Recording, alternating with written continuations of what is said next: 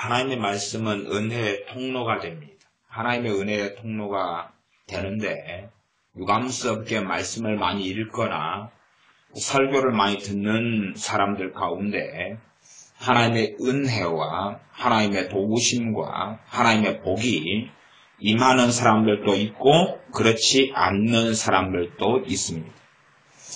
하나님의 말씀이 은혜의 통로가 된다는 것은 아무런 기대감 없이 아무런 하나님께 향한 말씀에 대한 사모함 없이 그 자리에 있는다. 그래서 하나님 말씀이 은혜의 통로가 되지 않습니다.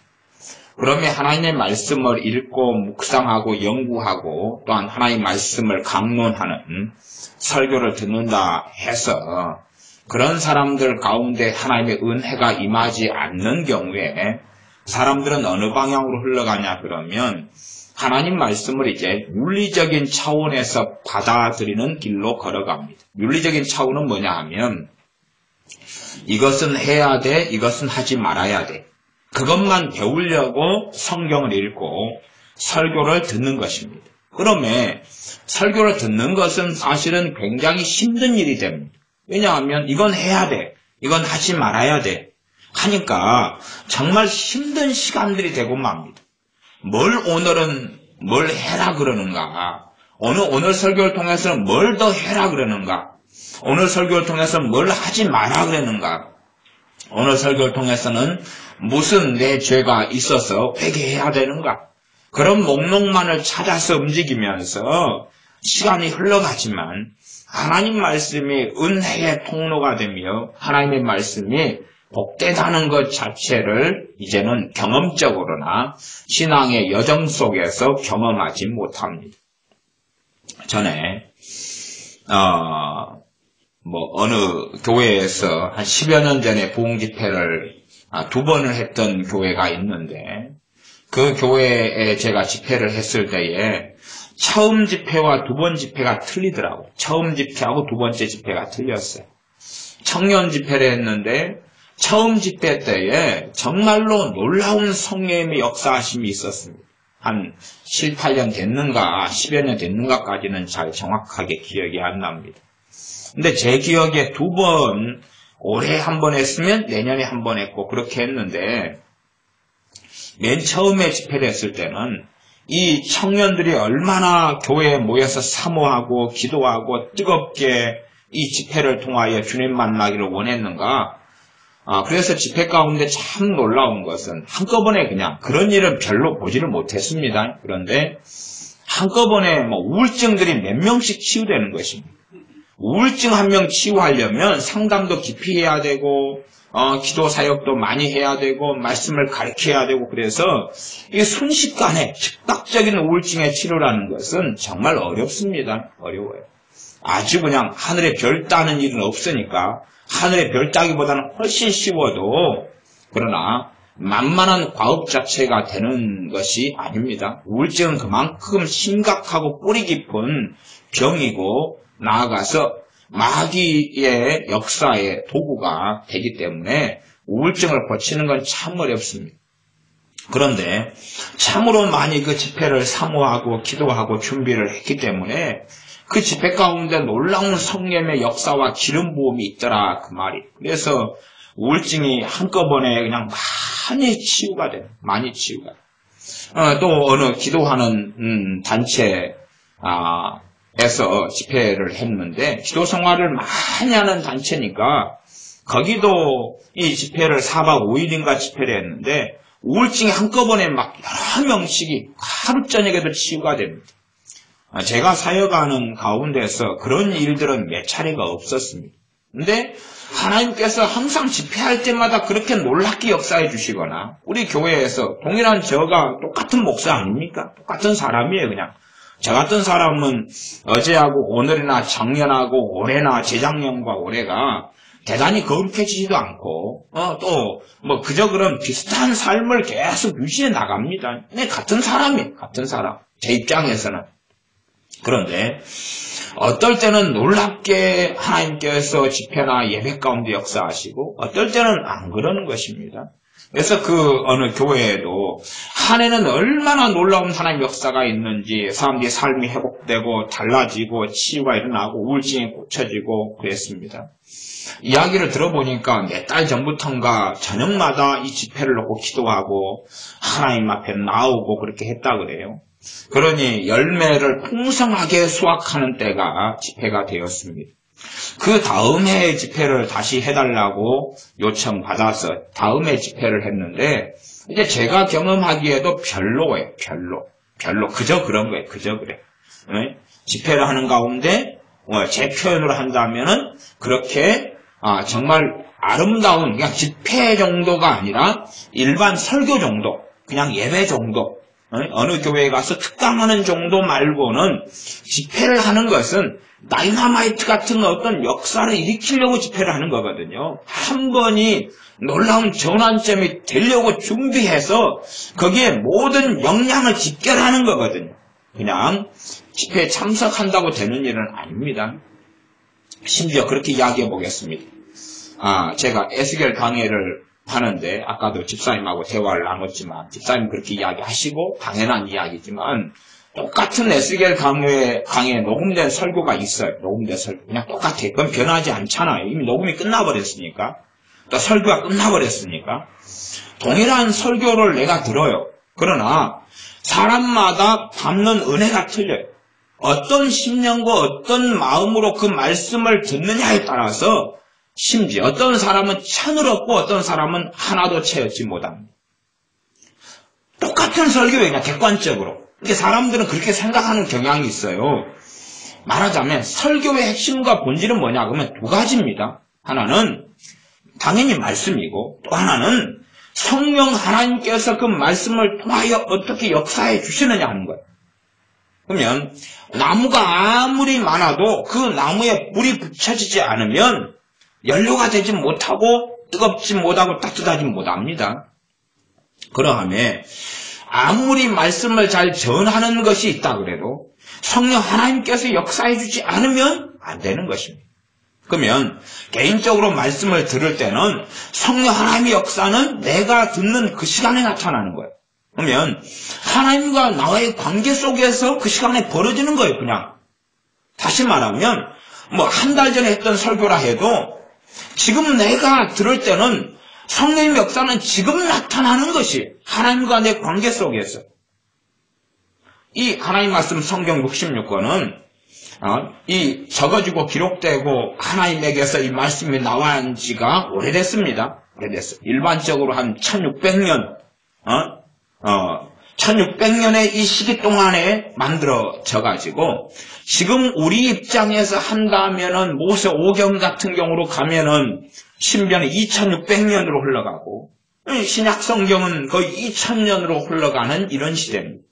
과거에 이 말씀이 기록되고 선포된 지가 몇천 년이 흘렀어도 말하자면 3600년 전, 3000년 전, 2500년 전, 2000년 전의 말씀인데도 지금 내가 이 말씀을 읽고 묵상할 때에 성령의 역사는 새롭게 나타나는 것입니다. 누구는 잠만 올 것이고 똑같은 이 말씀이잖아요. 누구는 잠만 올 것이고 누구는 이 말씀을 읽을 때에 말할 수 없는 하나님의 은혜를 받고 베개가 터지고 또한 이 알코올 중독이 치유되고 마약이 끊어지고 동성애가 치유되는 구원받는 거듭나는 성령 충만을 받는 베개가 터지는 그러한 놀라운 일이 벌어지게 됩니다. 똑같은 로마서 말씀을 읽는데 루터 같은 사람이나 아니면 웨슬리 같은 사람 이런 사람들은 듣고 인생과 삶이 변화돼 버리고 마는데 그러나 대부분의 사람은 로마서를 읽고 듣는 것은 지루하고 괴로운 일이 되죠. 그러니까 사람들은 자기가 하나님 앞에 어떤 사람이냐 어떤 간절함과 어떤 갈급함을 가진 사람이냐 하는 것을 생각하지 않은 채 당신이 설교만 잘하면 나는 그에 대한 유익을 얻을 거야. 그런 이야기는 뭐냐 그러면 성경 66권만 똑바로 돼 있으면 나는 거기에서 온갖 보화를 다 누릴 수 있을 거야 라고 착각하는 교만과 똑같은 것입니다. 하나님 말씀 66권은 변하지 않고 그대로이지요. 그러나 내가 이 말씀을 읽을 때에, 내가 이 말씀을 묵상하고 상고할 때에 성령 하나님께서 협조해 주시느냐는 것이, 성령 하나님께서 내 영혼을 변화시키려고, 나란 존재에게 하나님의 은혜를 말씀을 통하여 베푸시려고 역사해 주시는 거냐? 아니면 마귀만 역사하고 졸음만 있고 괴롭고 지겹고 따분하고 그러면 시간 낭비에 불과한 시간을 보낼 것이냐 하는 것은 하나님 문제가 아니라 내 문제라는 사실, 내 문제. 그래서 에스겔 강의를 하지만은 천차만별의 결과가 나타납니다. 심지어는 많은 사람, 똑같은 사람이 에스겔 강의 한 56번째 설교를 어제 듣고 일주일 뒤에 듣고 한 달 뒤에 듣는다면 그 3번이 다 결과가 다를 거다 그 말이에요. 앞에 2번은 잠만 올 수 있고 3번째는 그것을 통하여 하나님이 큰 은혜를 받는 때가 될 수도 있다 그 말이에요. 그러하면 내가 정말로 어떤 마음가짐, 어떤 생각, 어떤 간절함으로 하나님께 나아오느냐의 문제가 되어집니다. 그러하면 우리가 정말로 하나님 앞에 섰을 때에 우리 자신은 우리는 그냥 설교만 잘하면, 좋은 교회만 다니면, 아니면 성경만 똑바로 66권이면 하나님께서 어떻게 역사해 주시겠다, 그런 착각을 하지만 내가 어떤 사람이냐의 문제, 내가 어떤 사람이냐, 내가 어떤 간절함을 가졌느냐, 내가 어떤 사모함을 가졌느냐 하는 것입니다. 그렇게 하나님 말씀에 정말로 뜨겁게 열정적으로 사모함으로, 하나님을 사모함으로, 하나님을 사랑함으로 나오지 않는 경우는 하나님 말씀을 읽고 묵상하고 상고하고 해도 별다른 것이 없습니다. 별다른 것이 없어요. 매너리즘에 젖어갈 뿐입니다. 그래서 그 어느 교회에서 2번의 집회를 했을 때 한 번은 정말로 놀라운 열매들을 눈에 확연히 보일 정도로 집회를 인도하는 제 입장에서는 경험했습니다. 그리고 그 다음 해의 집회 때는 더 많은 사람이 모였죠. 그러나 유감스럽게 그냥 보통 예배에 불과한, 보통 예배보다 기껏해야 조금만 더 나을 정도뿐인 그런 집회에 불과했어요. 그래서 제가 이 교회에서는 더 이상 집회할 의미가 없구나, 이제 더 이상 집회해봐야 집회를 통해서 열매는 거두지 못하는구나 하는 생각을 하였습니다. 그런 것처럼 어느 교회에서 집회를 해보면 저런 사람은 그냥 똑같은데 때로는 때에 따라 천차만별의 결과가 나타나는 것을 봅니다. 오늘의 말씀은 누가복음에서 주님의 기도에 대한 말씀을 찾아보면서 살펴보려고 합니다. 그러면 윤리적으로 이야기한다면 주님처럼 주님 닮아서 기도생활을 해라 그런 거겠죠. 결국은 결론은 그겁니다. 기도생활 하자, 열심히 기도생활 하자, 그런 거겠지만 하나님 말씀을 잘 이해하지 못하는 사람들은 그러고 끝나버립니다. 야, 더 열심히 기도하라는구나, 기도생활 쉬지 말고 더 열심히 하라는 내용이구나 한다면 하나님 말씀을 통한 은혜를 제대로 알지 못하게 됩니다. 그러면 설교를 하면서 예수님이 기도생활 하셨던 모습을 살펴보면서 우리에게 어떤 것이 나타나야 하냐 그러면 기도할 힘이 없는 사람이 기도할 힘이 생기고 기도할 은혜가 임하고 기도의 문이 열리는 역사가 나타나야 되는 것이 하나님 말씀의 능력이에요. 그러나 우리는 그렇게 생각하지 않아서 또 성경 구절들 찾아가면서 뻔한 이야기, 그냥 기도생활 열심히 하라는 이야기를 하고 있구나. 그런 사람이라면 하나님 말씀이 뭔지를 정확하게 알지도 못한 채 인생을 맞춰버리고 말 것입니다. 그렇게 윤리적으로 혹은 율법론적으로 이건 해야 돼, 하지 말아야 돼 하는 계명들을 찾아가지고 하나님 말씀을 듣고 묵상한다면 아무 시간이 많이 흐른다 할지라도 별로 남는 열매, 거두는 열매는 없다는 것을 아셔야 됩니다. 그러니 최소한 여러분들이 오늘 설교를 통해서 기도생활을 해야 된다는 도전은 받을 수 있어요. 그러나 그 정도 도전을 받는 것은 설교를 통해 이 말씀을 통해 없는 유익에 100분의 1도 채 못 얻은 것이고 나아가서 내가 기도생활 시작해야 되겠구나 결심할 수 있어요. 그것도 100분의 1도 채 못 얻는 것입니다. 제가 지금 말씀의 본질을 가지고 이야기하는 것입니다. 주님의 기도 생활에 대한 말씀을 누가복음을 통해서 좀 살펴볼 터인데, 그러는 가운데 기도가 회복돼야 됩니다. 말씀을 듣는 가운데 기도가 회복돼가지고 기도해야 되는 것이. 듣는 가운데 기도의 은혜가 와야 되는 것이. 이 기도에 대해서 이 부분을 설교하라는 것은 사실은 제가 한 달 전 정도의 말씀을 받았어요. 한 달이 넘었는가요? 그래서 전에 제가 1년에 그런 경우는 거의 드물고 없는데, 전에 한 달 전인가 그 전에 설교하다가 수요일인가 금요일인가 그만둔 적이 있죠. 그때 말씀이 이걸 전하라는 말씀이었는데 도무지 그렇게 되는 상황이 아닌 것 같아서 제가 말씀을 전하다가 접었습니다. 그러니까 한 달 전에 그 이상 전에 이걸 전하라고 주님이 말씀을 주신 것을 제가 인자 지금 전하는 것이 인자. 그리고 다시 여러분이 놓쳐버리고 잊어버릴까봐 그냥 본문으로 들어가면 또 다시 윤리적으로 접근해서 기도하란구나. 기도 생활 다시 시작하자. 그런 결심을 한다면 잘 가면 일주일 가겠죠. 그러지 않습니까? 일주일 뒤에는 또 설교해야 되겠죠. 또 성경을 봐야 되겠죠. 아니면 잘 가면 한 달 가겠죠. 야, 이렇게 기도 생활 열심히 하자. 그러면은 저녁 8시에 또 기도회를 시작하고 일주일간 하고 2주일간 하고, 그것은 우리가 결심해서 일어나는 것이지 기도의 은혜가 임한 게 아니에요. 기도의 은혜가 임하면 내가 저녁 8시에 한다, 몇 시에 한다가 아니라 기도가 계속 흘러가게 됩니다. 하나님을 찾게 되고 구하게 되고 기도의 자리에 나아갈 뿐만 아니라 어느 자리에서나 기도가 되어지는 역사가 나타나요. 물론 그것도 제가 지금 은혜에 대한 이야기를 하고 있지, 말도 안 되는 어떤 일확천금, 로또 복금 당첨되는 스타일을 이야기하고 있는 건 아닙니다. 그 차이는 명백하게 있습니다. 누가복음 3장의 말씀입니다. 누가복음 3장 21절 22절 말씀 함께 읽습니다.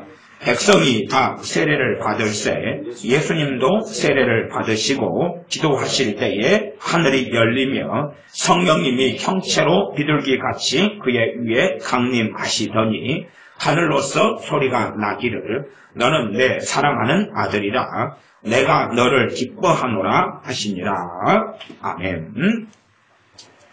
주님께서 하나님의 의를 이루시기 위하여서 선지자인 세례 요한에게 세례를 받으셨습니다. 많은 죄인들이 세례를 받을 때 주님께서도 함께 이 죄사함을 얻게 하는 세례 속에 나아갔습니다. 주님은 죄가 없으신 분인데 하나님의 의를 이루셔야 했기 때문에 그러합니다. 백성이 다 세례를 받을새 예수님도 세례를 받으시고 기도하실 때에 하늘이 열리며, 주님이 세례받는 장면에서 핵심은 2가지가 있습니다. 당연하게 주님이 세례 받으신 것, 그게 첫 번째고, 두 번째는 세례 받으시고 사건이 끝난 것이 아니라는 일입니다. 세례 받고 사건이 끝난 게 아니라 주님이 기도하셨다는 것입니다. 기도하셨다. 그게 두 번째 핵심입니다. 많은 경우는 주님께서 세례 요한에게 세례 받았다, 끝, 그렇게 가는데 핵심은 이 전능하신 아버지 하나님의 음성이 들린 것은, 그 이유는 주님이 기도하셨기 때문에 그렇습니다. 주님께서 세례 받으시고 21절 하반절에 기도하실 때에 하늘이 열리며, 기도할 때에 하늘이 열린다는 사실이고, 주님께서 기도하지 않았다면 하늘이 열리지 않았을 거라는 생각도 해볼 수가 있습니다. 기도는 단지 내가 하나님께 뭘 달라는 행위보다 훨씬 더 방대하고 깊습니다. 기도는 진심어리게 믿음으로 하나님께 나아가서 하나님을 예배하며 찬양하며 그분을 구하는 것이 중심이고, 주님과 바른 관계 속에 기도를 통하여 서며 그 은혜의 보좌 앞에 나아가는 것이 본질입니다. 그러하지 뭔가를 달라 이루어 달라 하는 것이 기도의 본질은 아닙니다. 기도의 내용 가운데 포함되는 것이지만 우리의 기도가 뭔가를 달라 하는 기도만이 중심을 이루고 있다면 우리는 그렇게 이해하셔야 됩니다. 내 기도는 응답받지 못하겠구나. 나는 지금 잘못된 기도 생활을 하고 있구나. 아무리 어떤 문제가 급박하고 중요해도 내가 그 문제에 매여서 그것이 이루어지게 해달라고 계속 기도하면서 몇 개월을 보내고 심지어 몇 년을 보내고 있다면 내 기도는 이루어지지 않는다는 걸 꼭 아셔야 돼요. 왜? 기도를 잘못 사용하고 있고 유감스럽게 하나님께서 일반적으로 받지 않으시는 기도를 하고 있다는 사실. 내가 내 기도가 응답되어 가는 것은 알 수가 있어요. 무엇을 통해 알 수 있느냐? 내 기도의 핵심이 하나님 앞에 거하게 되는 거예요. 누가복음이나 마태복음으로 말씀하자면 너희는 그의 나라, 하나님의 나라와 하나님의 의, 그의 나라와 그의 의를 구하라. 그리하면 이 모든 것을 너희에게 더하시리라. 우리가 바르게 기도하고 있으면 우리의 기도의 핵심은 하나님의 나라와 하나님의 의를 구하는 걸로 핵심과 중심이 맞춰져 있을 거예요. 그러나 우리가 잘못된 기도를 하고 있다면 우리는 우리의 생활과 삶에 필요한 절박하고 다급한 문제만 메어서 기도를 요입동하고 시작을 하면 하나님 이거요, 하나님 질병요, 하나님 문제요, 하나님 돈요, 하나님 자식요, 하나님 부모요, 그런 문제만 계속하고 다른 것은 보수적으로 하려다가 기도도 흐지부지 되거나 안 되고 마치고 말 겁니다. 그러면 우리의 기도는 이미 어그러졌고 잘못됐다. 그러니 그런 기도를 열심히 몇 년 하면서 잘못된 기도로서 하나님께 나아가고 있는데 다른 열매가 맺히기를 바란다면 말이 안 되겠지. 아이들 빠꿈살이처럼 모래를 퍼다가 모래 가지고 밥을 만들려고 열심히 뭔가를 불을 떼고 일을 해요. 시간 지나서 모래가 쌀알로 바뀌고 밥이 됩니까? 안 됩니까? 안 되지요. 그런 쓸모없는 일을 하고 있는 것과 똑같은 결과가 나타난다 그 말이.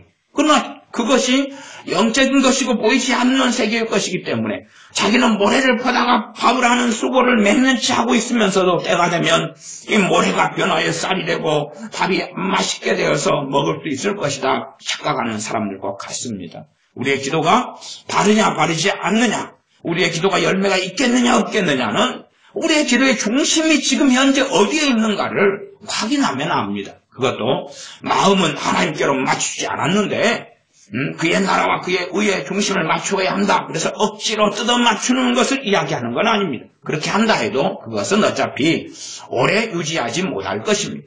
내 마음의 중심이 하나님께 맞추어지고 주파수와 코드가 맞추어진 가운데서 그의 나라와 그의 의에 대한 것이 우리의 기도의 중심을 이루어 갈 때에, 그리고 이제 내 삶 속에 때로는 기도하는 것, 기도하지 않는 것이라 할지라도 이루어지시며 형통케 하시는 하나님을 누리게 되는 것입니다. 주님께서는 세례 받으신 다음에 기도하셨습니다. 기도하실 때에 하늘이 열렸다. 그리고 22절은 성령님께서 형체로 비둘기 모양은 아닙니다. 비둘기처럼 이렇게 임하시는 형상화하는 것입니다. 어떤 형태인지는 모릅니다. 어떠한 형체로서 성령 하나님께서 주님께 임하셨는지까지는 우리가 다 알지 못합니다. 그의 위에 강림하시더니 하늘로서 소리가 나기를 너는 내 사랑하는 아들이라 내가 너를 기뻐하노라. 삼위일체 하나님의 진리가 이 본문 안에 나와 있지요. 성령 하나님이 등장하시고 세례 받으시고 기도하시는 우리 주 예수 그리스도가 등장하시고 전능하신 아버지 하나님의 음성이 들려옵니다. 주님께서는 어느 자리에나 기도의 삶과 기도의 자리로 기도의 여정으로 걸어갔다는 것을 우리가 기억하시면 좋겠습니다. 누가복음 1장부터 기도에 대한 부분들을 좀 살펴보겠습니다. 3장은 주님의 기도에 대해서 살펴보면서 시작을 했습니다. 누가복음 1장입니다. 제가 성막과 예수 그리스도에 대한 두 시간의 말씀을 전하고 멈춰 있습니다. 왜냐하면 성막과 예수에 대한 말씀에 많은 사람들이 관심을 갖지 않기 때문에 더 어떻게 전해야 될까 하는 것을 많이 망설이고 있습니다. 언약궤에 대한 이야기, 대제사장에 대한 이야기, 많은 이야기들을 해야 되는데 성막의 본질이 우리 주 예수에 대한 이야기인데 예수에 대한 이야기는 사실은 듣기 싫거든요. 듣기 싫어요. 참 놀랍죠. 주님을 주여 주여 하고 주여 사랑합니다 하는데 예수에 대한 이야기는 듣기 싫어요. 참 놀라운 시대에 우리는 살아갑니다. 누가복음 1장입니다. 1장 8절에서 10절입니다. 왜 성막 이야기를 하냐 그러면 분향 때문에 그렇습니다. 8절 마침 사가랴는 세례 요한의 아버지입니다. 사가랴가 그 반열의 차례대로 제사장의 직무를 하나님 앞에 행할세 제사장의 전례를 따라 제비를 뽑아 주의 성소에다가 분향하고 성소 안에 분향단이 있습니다. 거기에서 분향합니다. 10절 모든 백성은 그 분향하는 시간에 밖에서 기도하더니 분향하고 무엇이 하나로 갑니까? 기도로 하나 가죠. 분향하는 것은 무슨 의미이다고요? 기도하는 의미입니다. 기도하는 것. 그래서 제사장이 분향하는 시간이 정해져 있어요.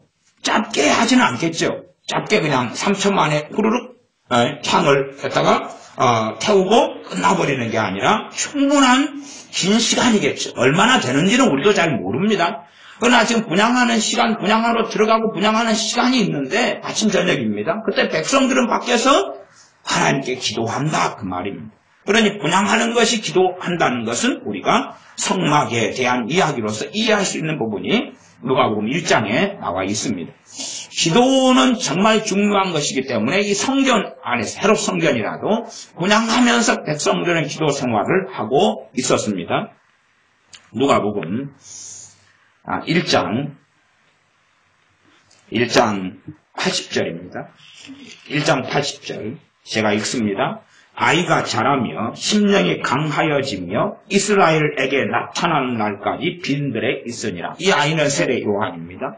세례 요한이 주님의 오실 길을 예비하기 위하여서 심령이 강해졌다. 심령이 강해지려면 무엇이 역사해야 됩니까? 하나님의 말씀이 역사해야 되고 성령님께서 말씀 가운데 역사하셔야 심령이 강해지는 것입니다. 심령이 강해지고 마음이 하나님 앞에서 온전케 되어져 가면 마음이나 생각이나 감정 가운데 마귀 역사도 별로 없어지고 깨끗하게 되어져 가겠지요. 이스라엘에게 나타나는 날까지 빈들에 있으니라. 빈들은 광야입니다. 광야에서 세례 요한이 이 하나님께서 이제 시작해라, 너의 사명을 시작해라 할 때까지 빈들 광야에 있었는데 광야에서 도대체 무엇을 했겠습니까? 양치기로 지냈겠습니까? 돈을 벌었겠습니까? 거기에서 작물 채소를 갖고 왔겠습니까? 농사를 지었겠습니까? 광야에서 하나님과 시간을 보낸 거죠. 하나님과 시간 보내기 위해서는 두 가지가 핵심일 수밖에 없습니다. 기도와 말씀이죠. 기도와 말씀. 광야에서 심심하게 혼자서 뭐 했겠습니까 도대체? 세례 요한이 하나님께 쓰임받는 사람이 될 수 있었던 것은 그가 말씀으로 살고 기도로 살았기 때문에 가능한 이야기라는 것을 1장 80절에서 볼 수 있습니다. 그러나 우리는 빈들의 시간을 가지지 않습니다. 하나님과 함께 보내는 시간을 가지지 않고 항상 누군가와 함께 해야 되고 항상 외로워 쓸쓸해하고 조용하게 함께 있는 시간은 못 견뎌 해서 시간 여유가 남으면 빈들의 시간으로 하나님께 나아가기보다는 남는 시간에 어디 외식을 할까, 즐겁게 시간을 보낼까, 영화를 볼까, TV 무슨 드라마를 볼까, 뭐 프로그램이 새로 없나 하는 대로 시간을 보내려고만 생각하니 하나님과 어떻게 그분께 가까워질 수 있겠습니까? 그리고 문제가 생기고 다급하니까 주여 하나님 도와주소서 하는데 정말로 하나님께 가까운 사람의 기도를 들으시는 것입니다. 하나님을 가까이 하라. 그래야면 내가 너희를 가까이 하리라 말씀하시는데 평상시에 문제 있기 전에 가까이 하는 사람이 문제가 있을 때에 하나님의 들으심을 받는 것입니다. 누가복음 2장입니다. 2장 36절부터 38절까지입니다. 제가 읽습니다. 또 아셀 지파 바누엘의 딸 안나라는 선지자가 있어 나이 매우 늙었더라. 그가 출가한 후 결혼했다 그 말입니다. 7해 동안 남편과 함께 살다가 과부된 지 84년이라. 이 사람이 성전을 떠나지 아니하고 주야에 금식하며 기도함으로 섬기더니 한 15살에 결혼했다 그러면은 7년 동안 남편과 살았으니까 22살. 거기에 과부 생활 84년이니까 106살이 되고 우리 식으로 한 20살에 결혼했다. 그리고 남편과 7년 살았으면 27살의 과부가 되고 27살 더하기 과부로 84년 살았으니까 111살이 될 겁니다. 정확하게 몇 살 때 결혼했는지를 모릅니다만은 가뿐하게는 이 100살이 넘었다는 걸 알 수가 있습니다. 10살 때 결혼했다 그러면은 10살이고 더하기 7년 17살 그 다음에 과부 84년 그러니까 101살이 되죠. 9살이 결혼해야 100살이 나오니까 그러니 최소한 100살이 넘고 110살 이쪽 저쪽 되는 할머니가 안나 할머니입니다. 근데 이렇게 100살이 넘는 분이 뭐 하시냐 그러면 37절에 보면 이 사람이 성전을 떠나지 않았다. 그럼 여자의 몸으로 이 여자들이 거하는 여인의 뜰이 있습니다. 그 뜰, 남자들, 유대인 남자가 성소에 더 가까이 나아가는 지점이 있는데 그까지도 못 나아가고 주로 여인의 뜰에 거하고 있을 터인데 그곳에서 하나님께 기도하고 섬긴다는 것은 아주 불편하고 열악하고 잠자기도 쉽지 않은 그런 환경이에요. 그런데 100살이 넘은 할머니가 성전을 떠나지 않고 주야에 금식하면서 기도함으로 하나님을 섬기고 있다는 사실. 그러니 내가 80이 됐기 때문에 나는 금식 못해, 나는 기도 생활 제대로 못해 하면 안나 할머니가 물론 지금은 천국에서 이제 그 할머니로서 안 계시겠습니다만은 비유하자면 나중에 지팡이를 말려놨다가 천국에 도착하면 대갈통을 그냥 팍 우리 전라사투로 세려볼 수가 있습니다. 나는 80살 된 이 젊은 놈이 무슨 말을 하는 거야? 나는 이때는 그냥 돌도 씹어 먹었어 80살에. 그리고 나는 110살에도 금식하며 기도했어. 그런데 너는 고작 80살 가지고 기도 생활이 힘드니 안 한다느니 몸이 어쩌다느니 그런 웃기는 소리 하고 있네. 아마 그러지 않을까 소설을 써봅니다. 그래서 38절에 보면 마침 이때에 나와서 하나님께 감사하고 예루살렘의 구속됨을 바라는 모든 사람에게 이 아이에 대하여 말하니라. 그렇게 하나님을 섬기고 있을 때에 이 안나 선지자가 죽기 전에 성육신 하신 우리 주 예수님을 배우게 되는 이러한 영광을 얻게 됩니다. 이제 본격적으로 주님의 기도에 대하여 살펴봐 가겠습니다. 누가복음 3장은 했으니까 5장으로 가겠습니다. 누가복음 5장입니다. 누가복음 5장 15절 16절입니다. 특별히 사복음서 가운데에서 주님의 기도 생활에 대하여 가장 많이 나와 있는 성경의 누가복음입니다. 누가복음 15장 16장을 제가 읽습니다. 예수님의 소문이 더욱 퍼짐에 허다한 무리가 말씀도 듣고 자기 병도 나음을 얻고자 하여 모여오되 예수님은 물러가서 한적한 곳에서 기도하시니라. 성경을 잘 보십시오. 희한하지 않습니까?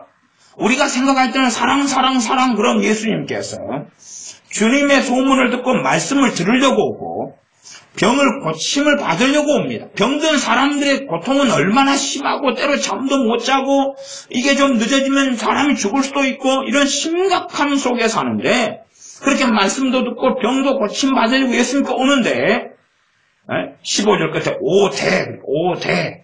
오는데 그런데 그러나 그 말이죠. 16절 예수님은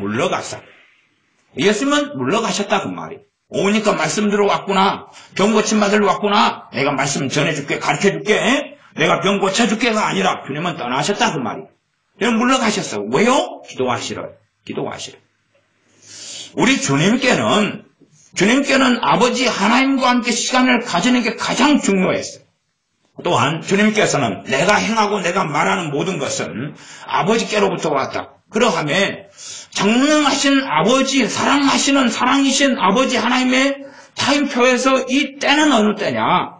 병을 고치러 오고 말씀을 들으러 오는 사람들이 많지만 그러나 병을 고칠 때도 아니고 말씀을 전할 때도 아니라 그 말이에요.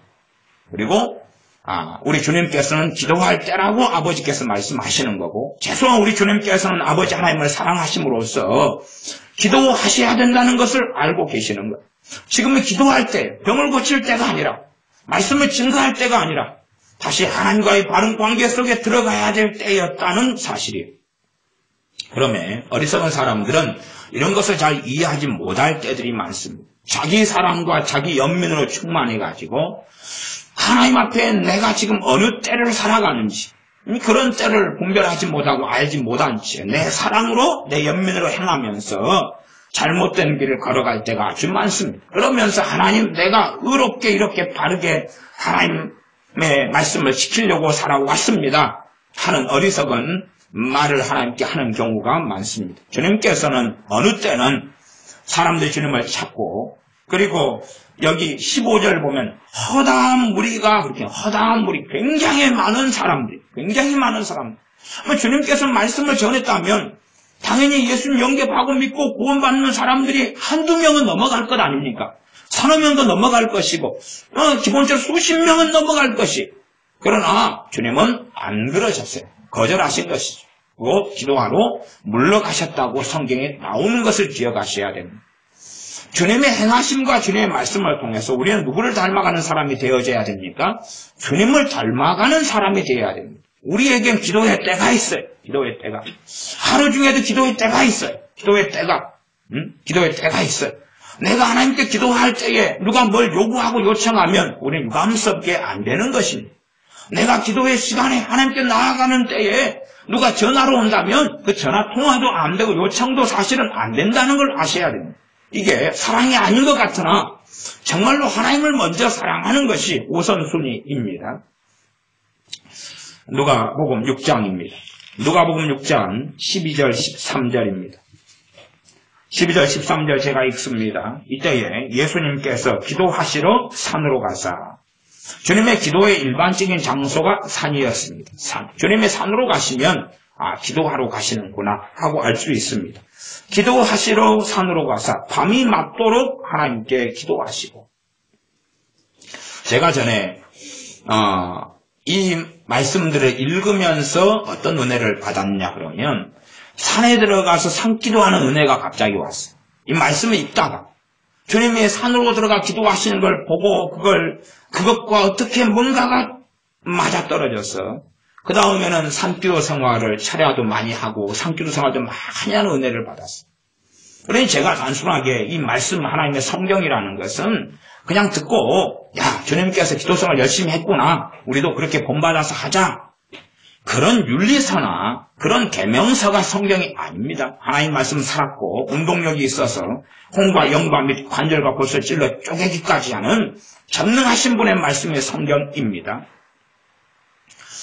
죄송하는 우리가 세상에서도 어느 회장님이 부하 직원에게 말을 한다고 칩시다. 자네, 내가 이번에 자네를 지금 대리인데 2계단 올려서 3계단 올려서 부장으로 승진시켜 주겠네. 그러면 그것이 왜 능력이 없습니까? 그 말이. 단지 말뿐인 공연불에 불과할 일이 될 수가 없는 거겠죠. 하나님 말씀은 그보다 훨씬 위대한 것이 아니겠습니까? 누가복음 6장 12절 13절 이때에 예수님께서 기도하시러 산으로 가사 밤이 맞도록 하나님께 기도하시고 밝음에 그 제자들을 부르사 그 중에서 12를 택하여 사도라 칭하셨으니 주님께서 사도들을 12를 부르시기 전에 정말 그냥 사사로이 부르셨냐? 아니면 그 전날에 뭐 하셨냐? 물론 사도들만을 뽑으려고 기도생활 하신 것은 아니라는 것을 우리가 알 수가 있습니다. 주님께서는 사도들을 부르는 이 중요한 일을 앞두고서도 산으로 기도하시러 산으로 가서 밤이 맞도록 날이 새도록 차려하시면서 하나님께 기도하셨다. 그 기도의 내용은 나와 있지 않습니다. 죄송하는 사도들을 놓고는 기도했겠다 하는 것은 알 수 있지만 하나님 앞에서 그분을 영화롭게 하며 그분과 가까워지며 그분과 함께 거하는 시간으로서 기도를 하셨다는 것은 우리가 알겠습니다.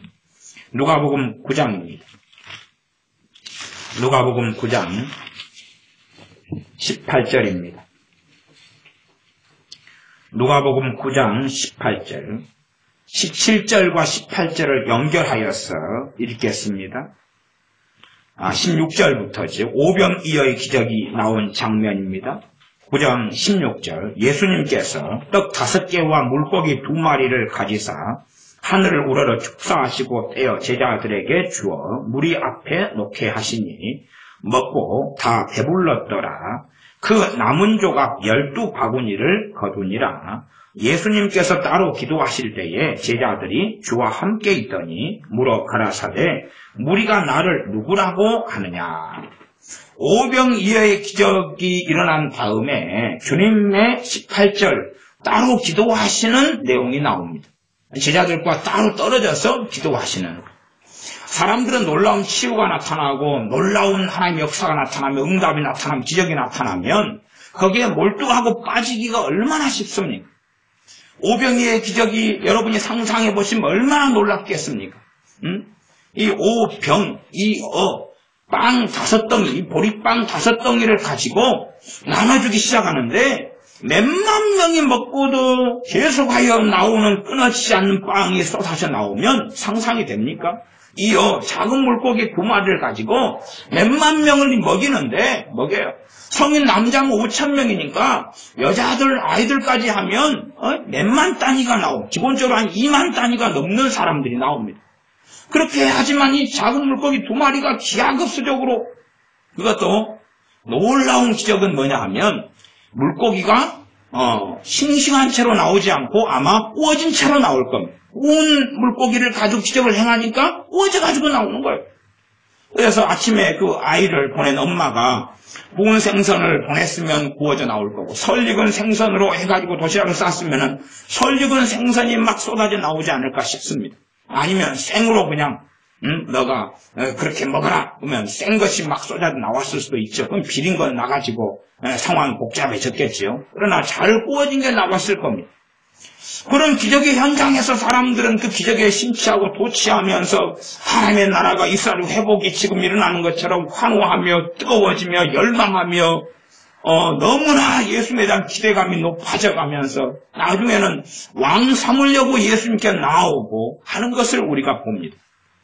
그러나 그런 사람들에게 얻는 명성과 명예와 나아가 그들이 정말로 주님을 환호하게 되면 우리 인간적인 생각에는 하나님의 말씀과 복음은 얼마나 더 힘있게 증거될까 생각하지만, 그러나 유감스럽게 그렇게 500년 기적 다음에 사람들의 마음속에는 참으로 주님을 메시아로 믿기보다는, 그런 관점보다는 자신의 육적인 나라 이스라엘이 어떻게 회복될 것인가, 우리가 로마의 식민지에서 어떻게 벗어날 것인가, 내 삶이 어떻게 복지를 누리고 부귀영화를 누릴 것인가, 예수님 때문에 그런 것으로 오히려 마음이 터닝해버리고 맙니다. 그러하면 이런 500일의 기적을 주님께서는 공생의 사역계 내내 일으킬 수 있음에도 불구하고 딱 이런 기적을 2번만 일으키시고 끝내시고 맙니다. 이런 기적이 많아지면 사람들은 상식에서 벗어나고 잘못된 과제 망상에 빠지고 잘못된 헛된 기대 속에 빠져서 본질을 잃어버리며 비본질 속에 나아가는 일들이 너무 많더라 하는 것입니다. 주님께서는 이런 오병이어의 기적 속에서 그 다음에는 18절 예수님께서 따로 기도하실 때에 따로 기도하시러 가시고 말았다는 것을 우리가 알 수가 있습니다.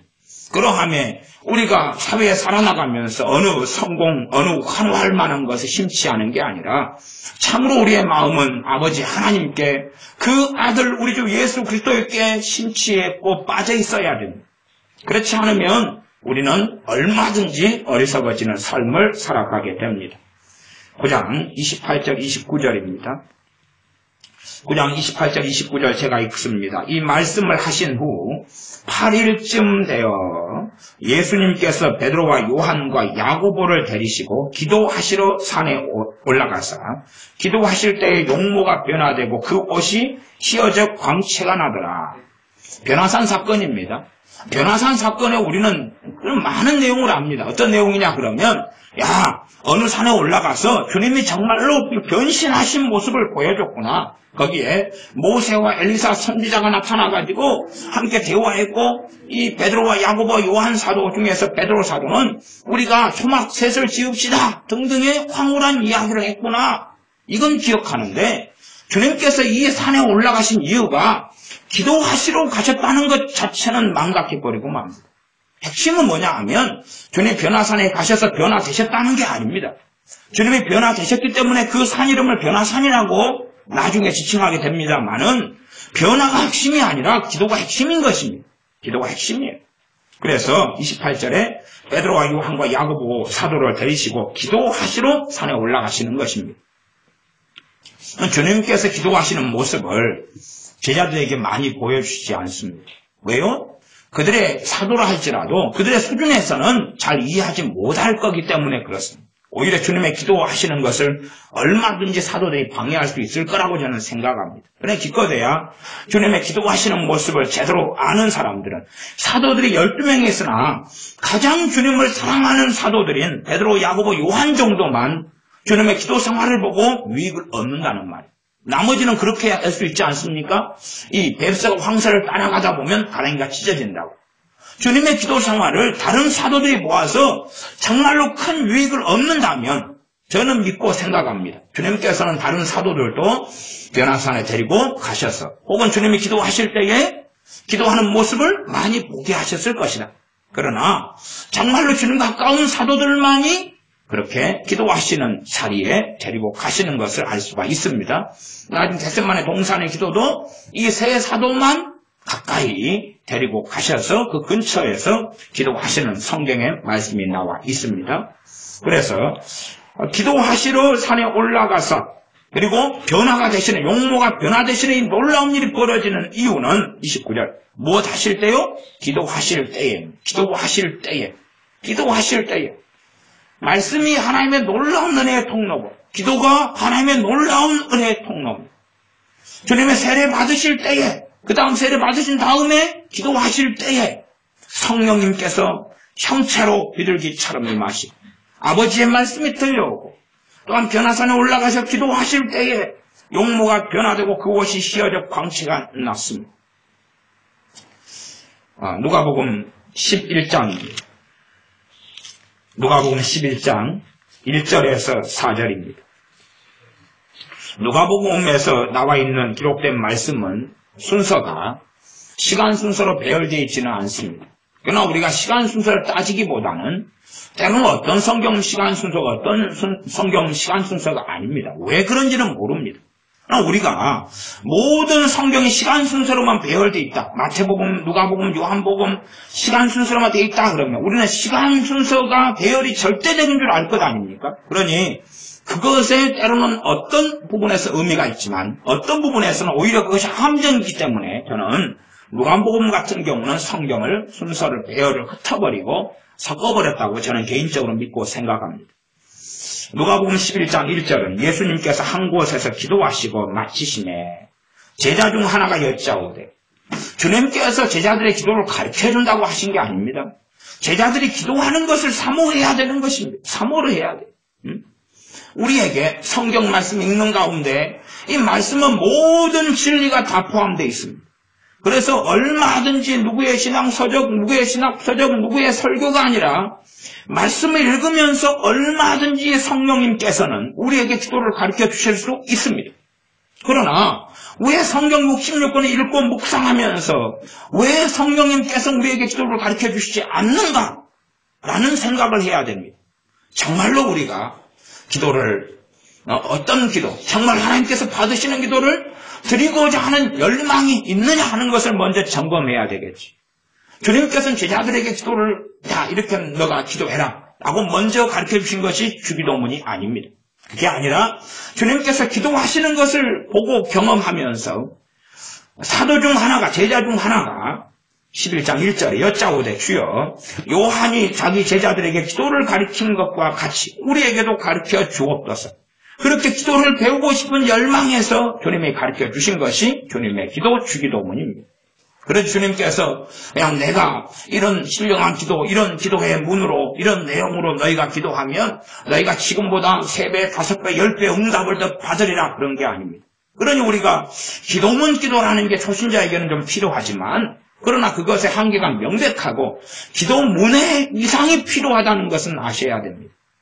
주님께서는 아무에게나 아무 때나 기도 생활을 끊임없이 아버지 앞에 해 가시지만 기도를 가르쳐 주신 것이 아닙니다. 나아가서 이 제자 중 한 명이 기도를 가르쳐 달라고 했지만 정말로 이 기도를 가르쳐 주셨을 때에 다른 제자들이 다른 사도들이 이 의미를 정말 알아먹었겠느냐 할 때에 저는 이 주기도문을 통해 제 기도를 가르쳐 주신 것을 잘 깨닫지 못하고 알지 못하였을 거라고 생각합니다.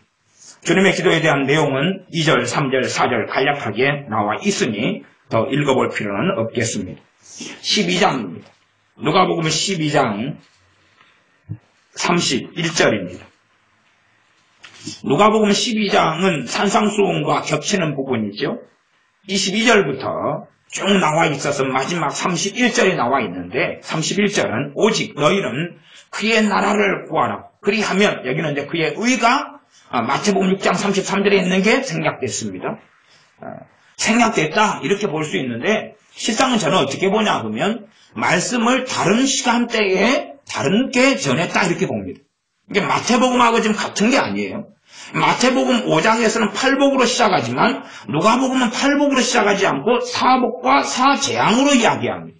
그러니 다른 말씀인데 말씀이 중복되죠. 중복되지? 그러지? 지금 서로 같은 말씀을 했는데 이 사람은 이렇게 짜집기 하고 저 사람은 저렇게 짜집기 했다. 이런 부분으로 저는 생각하지는 않습니다. 그래서 31절 오직 너희는 그의 나라를 구하라. 그리하면 이런 것을 너희에게 더하시리라. 이렇게 먹고 마시고 입고 의복, 음식 이렇게 살아가는 것. 그리고 22절 23절에 보면 너희 목숨을 위하여 무엇을 먹을까? 몸을 위하여 무엇을 입을까 염려하지 말라. 목숨이 음식보다 중하고 몸이 의복보다 중하니라. 정말 본질적으로 하나님 앞에 살아나가는 삶에 대한 이야기고 그 삶 가운데 가장 본질적인 것은 하나님과 관계 속에서 은혜의 통로가 되는 것은 기도와 말씀이죠. 그러면 말씀 가운데 무엇을 우리가 구하는 것입니까? 씻고 우리가 추구하고 우리 안에 열망하는 것. 그것이 하나님의 나라가 되어야 한다는 이야기고 기도를 하면 기도의 핵심과 중심이 뭐가 되어야 한다는 이야기입니까? 하나님의 나라가 되어야 한다는 이야기입니다. 그의 나라니까요. 하나님의 나라에 대한 이야기는 생략합니다. 그에 대한 말씀의 내용이 아니기 때문에 그렇습니다. 18장입니다. 18장 1절입니다. 성경은 구약 성경의 가장 핵심적인 주제들 가운데서 정말로 중요한 주제가 하나님의 나라라는 주제입니다. 신약에서도 정말로 핵심적인 주제가 하나님의 나라라는 주제입니다. 그래서 주님께서도 하나님의 나라의 일을 말씀하시고 또한 사도 바울도 하나님의 나라의 일을 말씀하고 하는 내용이 많이 나와 있어요. 그의 나라를 구하라 이렇게 말씀이 나와 있어요. 그렇지만 하나님의 나라라는 것이 쉽게 이해될 수 있는 문제 자체도 아닐 뿐만 아니라 나아가서 내가 정말로 하나님께서 관심 있는 하나님의 나라에 대해서 제대로 마음도 없고 깨달으려 하지도 않고 간절하지도 않고 사모하지도 않는다면 성령님께서는 내게 하나님의 나라에 대한 말씀들을 깨닫게 해주지 않을 거라는 사실이에요. 그러니 제가 아무리 하나님의 나라에 대해서 열변을 토하고 심지어 10시간 특강을 하면서 가르쳐줘도 내 마음 안에 하나님의 나라에 대하여 말씀하시는 성경의 진리, 하나님께서 하시는 말씀을 깨닫고 알려는 열망과 뜨거움과 열정과 간절함이 없다면 아무 소용이 없지. 왜? 성령님께서는 도와주지 않으시니까, 역사하지 않으시니까. 그렇기 때문에 하나님의 나라는 정말로 중요한 성경의 주제이긴 하지만 제가 사실은 다루기가 굉장히 어렵습니다. 왜 다루기 어렵냐 그러면 하나님의 나라에 대해서 우리의 대부분이 무관심하니까. 무관심 듣기 싫은데 그게 뭐 하는 거냐? 멸치볶음이냐? 먹는 거냐? 마시는 거냐? 하나님 나라에 대해서 이야기 듣는다고 돈이 나오냐? 밥이 나오냐? 떡이 나오냐? 성막이 중심이 예수님인데 성막 이야기 듣는다고 떡이 나오냐? 밥이 나오냐? 뭐가 나오냐? 돈도 안 되구만.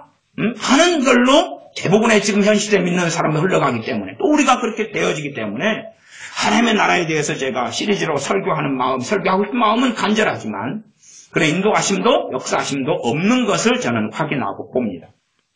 18장 1절 항상 기도하고 낭망치 말아야 될 것을 저희에게 비유로 하여 항상 기도하고 낭망치 말아야 된다.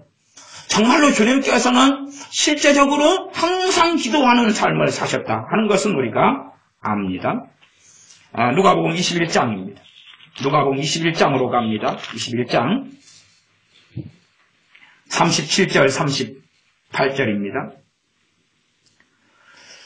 예수님께서는 나시면 성전에서 가르치시고 밤이면 나가 감람원이라 하는 산에서 쉬시니 모든 백성이 그 말씀을 들으려고 이른 아침에 성전에 나아가더라.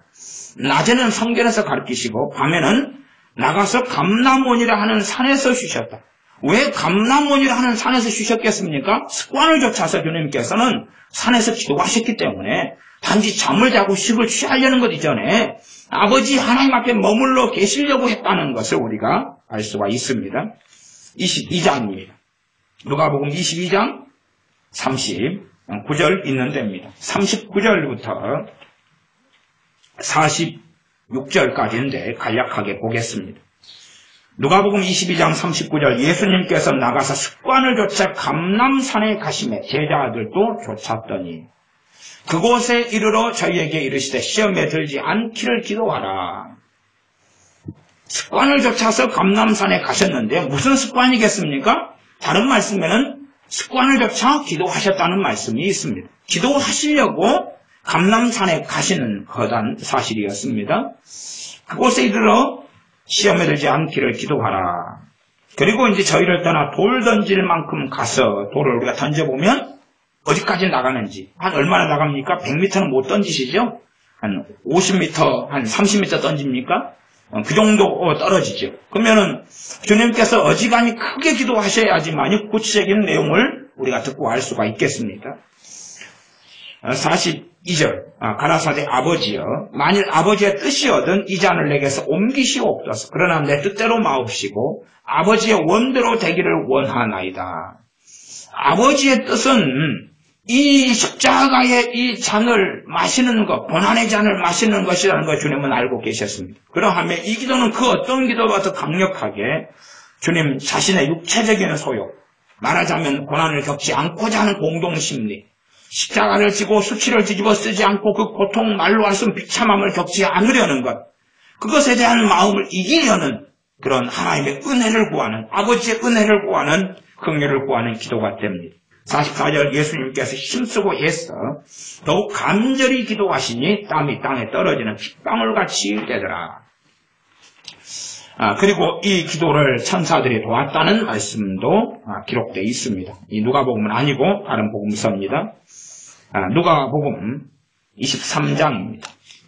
누가복음 23장 34절입니다. 십자가의 주님께서 달리신 다음에 주님께서는 십자가 위에서도 계속 아버지께 기도하시는 것을 우리가 알 수가 있습니다. 34절 이에 예수님께서 가라사대 아버지여 저희를 사하여 주옵소서. 자기 하는 것을 알지 못함이니이다 하시더라. 주님께서 십자가에 달리시면서 아버지 하나님께 기도를 하고 계시는 것입니다. 물론 그 내용은 저들 용서해달라는 기도를 하고 계시죠. 그러나 정말 그들이 하는 걸 알지 못하기 때문에 또 어떤 사람들은 그들이 하는 걸 알고서 악인의 반열에서 십자가에 못 박는 데 참여한 사람도 있었을 것입니다. 주님께서는 아버지께 기도하는 중이십니다. 십자가에 달리셔서 그 고통의 현장에서 나아가서 46절 예수님께서 큰 소리로 불러 가라사대 아버지여 내 영혼을 아버지 손에 부탁하나이다 하고 이 말씀을 하신 후 운명하시다. 마지막으로 십자가에서 우리의 죄 때문에 속죄하시며 돌아가실 때도 내 영혼을 아버지 손에 부탁하나이다 라고 마지막까지 기도하시고 가시는 모습을 우리가 성경을 통해 봅니다. 마지막으로 히브리서 5장 7절 말씀만 보고 말씀을 마무리하겠습니다. 히브리서 5장 7절입니다. 히브리서 5장 7절 제가 읽습니다. 그는 육체에 계실 때에 자기를 죽음에서 능히 구원하실 이에게 심한 통곡과 눈물로 간구와 소원을 올렸고 그의 경외하심을 인하여 들으심을 얻었느니라. 8절 그가 아들이라도 받으신 고난을 순종함을 배워서 온전하게 되었은즉 자기를 순종하는 모든 자에게 영원한 구원의 근원이 되시고 주님께서 육체로 이 땅에 계셨을 때에 심한 통곡과 눈물로 간구와 소원을 올렸다. 그리고 그의 경외하심을 인하여 그러면 정말로 우리 주님의 경외하심 중에 하나는 뭐냐 하면 심한 통곡과 눈물과 간구로 소원을 아뢰는 것이 기도 생활 가운데 아버지 하나님을 경외하는 것이 주님께서 경외하시는 것이 인정받았습니다. 그러면 정말로 우리의 기도 생활 가운데 하나님께서 뭘 찾으시겠습니까? 정말로 우리가 하나님을 기도 가운데 경외하고 있느냐는 것을 찾으실 겁니다. 우리의 기도 가운데 하나님에 대한 경외함이 없다면 우리 기도가 하나님의 수레칠 가치가 있겠습니까? 그러하면 우리가 다시금 이 말씀을 듣는 가운데 기도 생활에 회복되는 은혜를 받으셔야겠고 이제 말씀이 끝났으니까 못 받았으면 끝나는 거고 못 받았으면 끝난 거고 그다음 단지 윤리적으로 기도합시다. 이런 마음만 가지면 더 이상은 할 말이 없겠습니다. 기도하겠습니다. 아버지 하나님 말씀을 나누고 주님께서 기도하시는 모습들의 성경의 말씀을 함께 살펴가면서 성령님의 역사하심과 은혜로 말미암아 기도의 회복과 또한 기도의 은혜를 부어주시기를 우리가 사모하며 주의 말씀을 상고하였습니다.